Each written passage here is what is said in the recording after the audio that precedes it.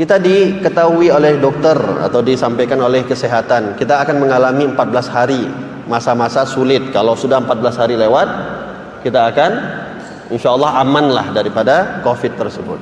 Kalaupun misalnya kita terjangkit positif. Coba kita pikirkan, 14 hari kita merasakan kesakitan, dibandingkan mungkin banyak lagi orang-orang yang mungkin ada di antara keluarga kita yang mengalami meninggalnya karena kanker tapi sudah bertahun-tahun, jantung bertahun-tahun, stroke bertahun-tahun. Apa bandingannya bertahun-tahun itu dengan 14 hari? Itu yang pertama. Yang kedua, kalaulah kita mengkhawatirkan kita meninggal karena COVID, sudah dijanjikan mati dalam keadaan syahid, itu yang pertama.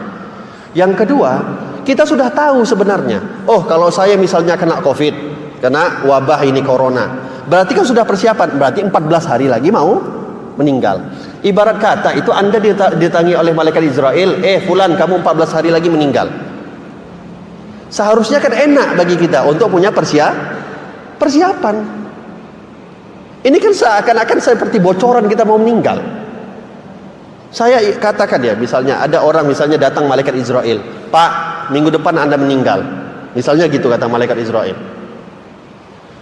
Anda bayangkan ketika Anda divonis, jangankan malaikat Israel, divonis sama dokter saja 1 bulan lagi kita meninggal, nggak berani kita keluar rumah.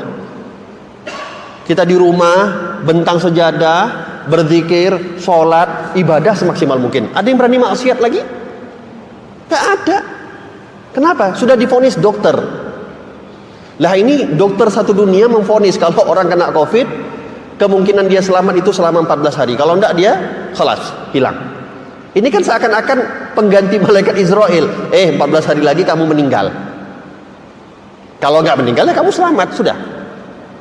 Seakan-akan ada kenikmatan di dalam penyakit yang Allah berikan ini. Ada bocoran bagi kita, orang-orang yang hidup sekarang ini, kapan kita meninggal itu ada bocorannya paling tidak.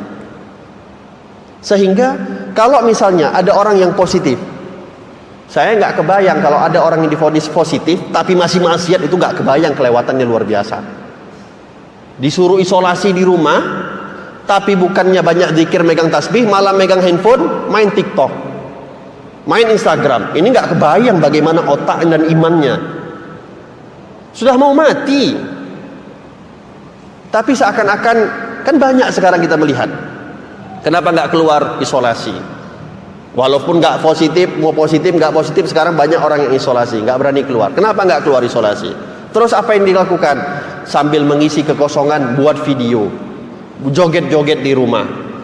Apa ini? Ini kan merupakan teguran daripada Allah. Yang sebagaimana tadi saya katakan, kalau misalnya kita divonis positif sekalipun, itu seakan-akan pengganti malaikat Israel. 14 hari lagi kamu mati. Nah, permasalahannya kita ini sebenarnya bukan takut mati karena COVID. Memang asal masalah kita ini adalah kita memang takut mati, itu saja. Bukan karena COVID. Karena nggak ada di antara kita yang bisa menjamin bagaimana matinya kita. Ada orang yang tadi saya katakan mati kecelakaan dia, habis badannya tapi nggak mati. Tersiksa dia di atas tempat tidur.